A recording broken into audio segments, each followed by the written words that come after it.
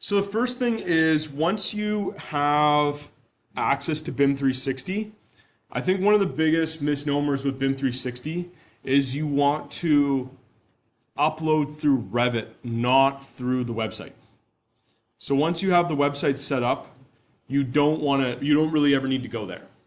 So what am I talking about? So over here I have a project of ours.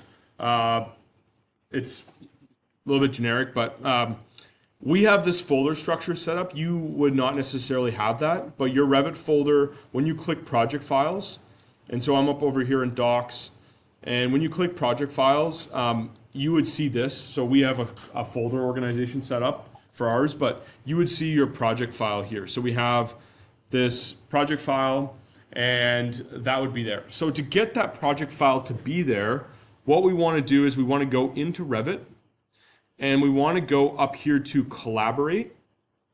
And under collaborate, we're going to click this collaborate button. We're going to go to in the cloud, and we're going to click OK. We're going to find our project name. So this was semi-custom. And then for me, for you, you just want to click project files. For me, I'm going to click my browse organization and go to there. And we're just going to click save. And it's going to upload this file to Autodesk Construction Cloud. So that's how you get your file up there. If you, don't worry about this, you're not going to get this message. If you upload it through the website, you will not see it. So it just won't work.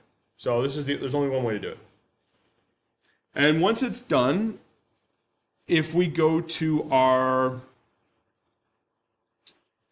dashboard here, so that's done now. So if we go to our dashboard here, and I go to my projects, and I go to my semi-custom project, where is that? My project files, and you see that my project 1 is here now. So if you open up this Autodesk projects over here, and you browse and you see nothing in your folder, it's because you probably uploaded it through the web. Other reason is your Revit version. So whatever Revit version you're using, you need to stay with that version for the whole period of time. You cannot change versions. You cannot go down. You definitely can go up, but once you go up, you only go up once. So then you can never go down again. So I think that's one of, I guess, the downsides of Revit is it's not really backwards compatible, but at least you can get that file up. So that's how to do that.